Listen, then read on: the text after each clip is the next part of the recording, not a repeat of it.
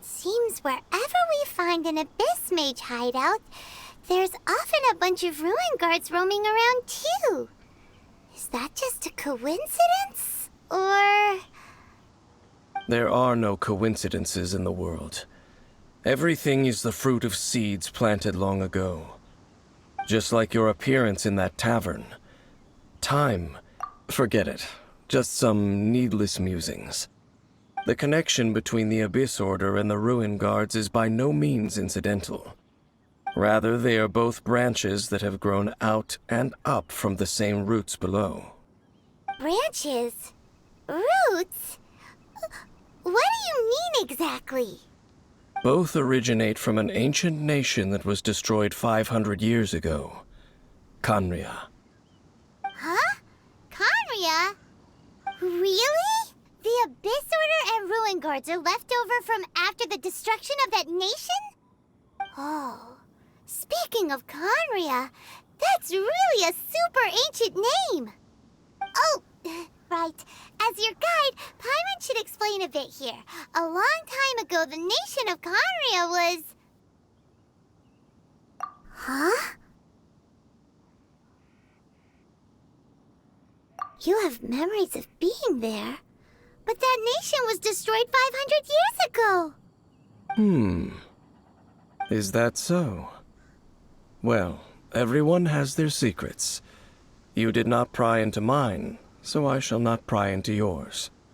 But, if you would like to tell me, I will listen. So, the Khaenriah you saw, what was it like?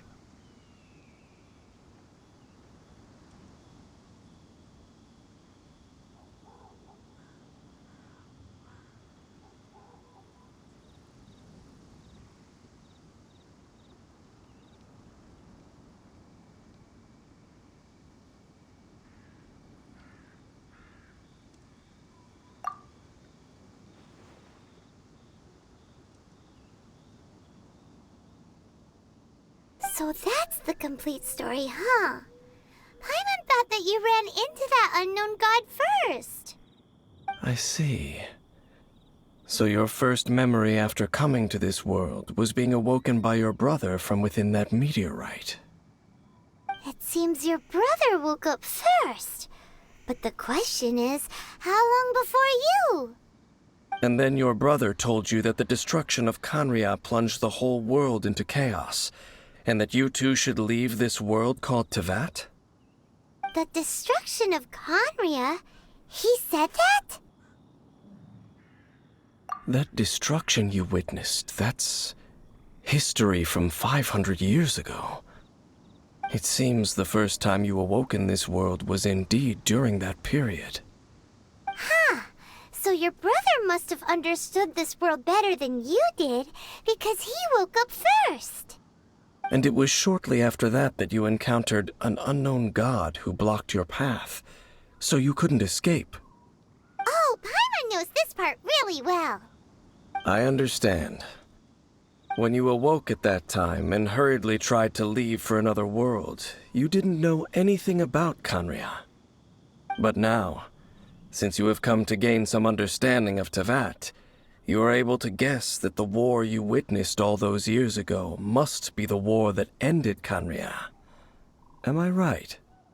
Ah, if that's the case, you must have been flipping through all sorts of books during our adventure these past few months. Before going to Mondstadt, you had just looked at some vague materials. Later, we managed to gather a whole bunch of old books from all around Mondstadt and Liyue, but you told Paimon they were useless. So, the whole time you were just trying to learn more about Khaenriah so you could find your brother? Oh, yeah. You can travel around the 7 nations to find the 7. But where can you go to find a nation that was destroyed 500 years ago? I probably know more about Khaenriah than both of you. Khaenriah was a nation without a god. Not because it had a god that died or abandoned them, but because it never had a god to begin with. It was a powerful nation, built purely by humans. An unprecedented, flourishing, and glorious civilization. It was the pride of humankind. A nation without a god? Later events unfolded just as you remember. It was all destroyed by gods. You mean that... 500 years ago, the gods descended upon the world and brought desolation to Khaenriah. The pride of humankind was uprooted and crushed, like a weed removed from the garden of the gods.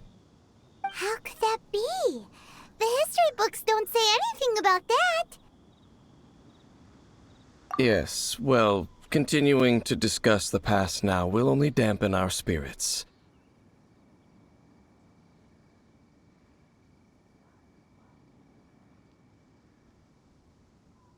Let's keep moving.